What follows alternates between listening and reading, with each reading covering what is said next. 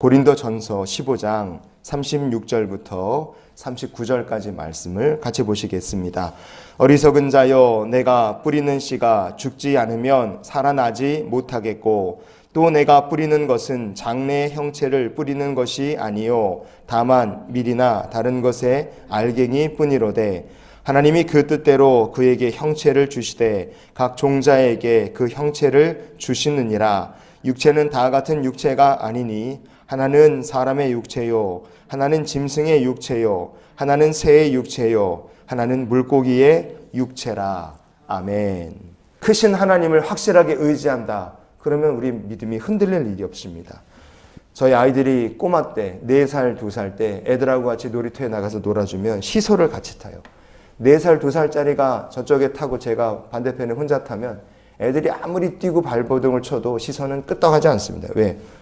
덩치가 이렇게 큰 아빠가 앉아있는데 시소가 어떻게 움직입니까? 그러나 아이들하고 시소를 탈 수 있는 건 제가 애들이 다치지 않게 알아서 잘 조절을 해서 시소가 왔다 갔다 하니까 아이들은 시소를 아빠랑 타는 줄 알고 즐거워하는 거죠.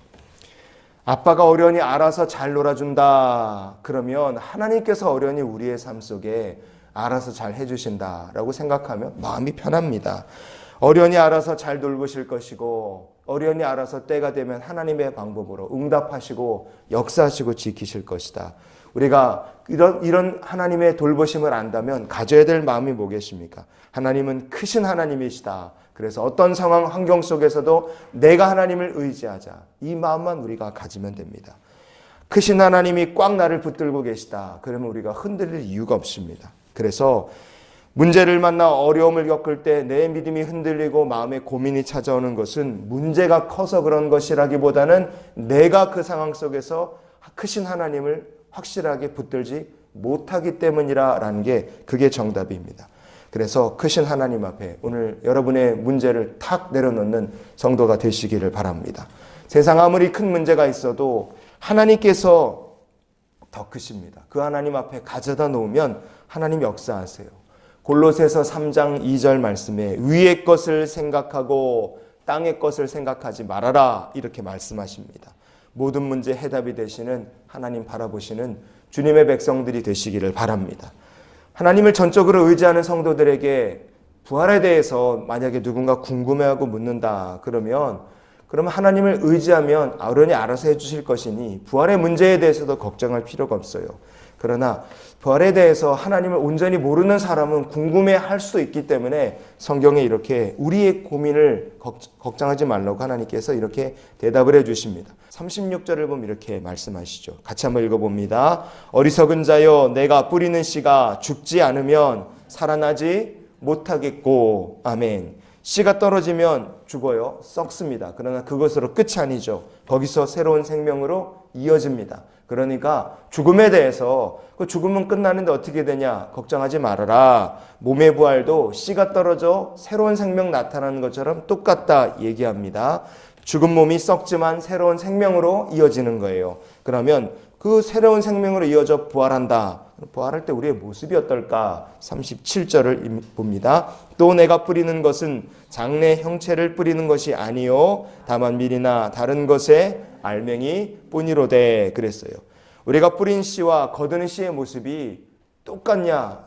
똑같다 말할 수도 있고 다르다 말할 수 있습니다. 그러나 비슷하죠. 옥수수나 아니면 콩을 심는다. 그러면 거두는 것이 그게 그것처럼 보입니다. 그러나 우리 몸은 썩어서 부활한 그 사람의 모습이 똑같을 수도 있고 비슷할 수도 있는 거예요. 그래서 부활하신 예수님을 만난 제자들이 알아보기도 하고 못 알아보기도 했다 이겁니다. 중요한 것은 부활한 우리의 모습이 살아있을 때의 모습과 비슷하기도 하지만 다르기도 하다는 거예요. 그럼 왜 다른가? 비슷한 건 알겠는데 똑같을 수도 있고 그런데 왜 다른가? 38절에 그 내용이 나옵니다. 읽어봅니다. 하나님이 그 뜻대로 그에게 형체를 주시되 각 종자에게 그 형체를 주시느니라. 아멘. 하나님께서 형체를 주신다 그랬어요. 제가 이렇게 생긴 건 태어날 때 하나님께서 이렇게 정해 놓으셨기 때문에 제가 이 얼굴 이 모습으로 삽니다.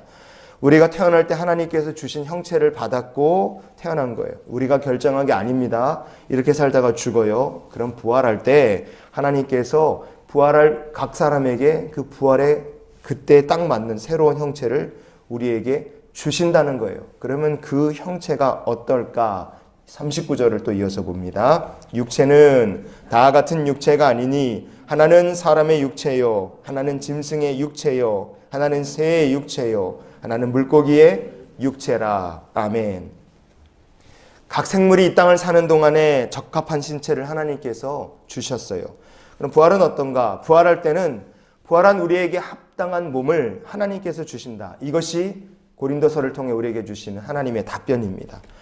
이런 생각을 하는 사람들이 있어요. 병들어서 너무 고생하다가 돌아가신 가족을 장례 치르고 나서 나중에 이제 부활에 대해서 생각할 때, 나중에 부활할 때 우리 어머니가, 우리 아빠가, 아니 우리 남편이나 애들이, 우리 아내가 어떤 모습으로 부활할까? 병들어 고생하던 모습이 너무 강하게 머리에 박혀있기 때문에 생각이 안 나고 엄두가 안 나는 거예요. 근데 그 아팠던 모습, 힘들었던 모습이 아니라 바로 부활에 합당한 모습으로 하나님께서 다시 형체를 주신다라는 것을 우리가 잊지 않았으면 좋겠습니다. 화장해서 뿌린 부모님, 육체가 이제 온데간데 없는데 나중에 부활하면 어떨까? 우리가 세상 태어날 때 하나님께서 각 사람에게 몸을 주셨듯이 부활할 때도 하나님께서 그 사람에게 합당한 육체를 주신다 하는 것을 우리가 알았으면 좋겠습니다. 딱 보면 누군지는 알죠. 아, 우리 엄마다, 우리 아빠다, 우리 애다, 우리 부모님이다. 딱 알아요. 그러나 아프고 힘들었던 그 모습이 아니라 부활에 합당한 건강하고 아름다운 모습으로 하나님께서 우리가 천국에서 먼저 보낸 가족들을 만나게 해주실 것이고, 천국에 가서 우리가 그러한 부활의 모습으로 우리가 사랑하고 우리가 뵙기를 원했던 주님을 얼굴과 얼굴을 맞대고 보게 될 날이 오게 될 줄 믿습니다.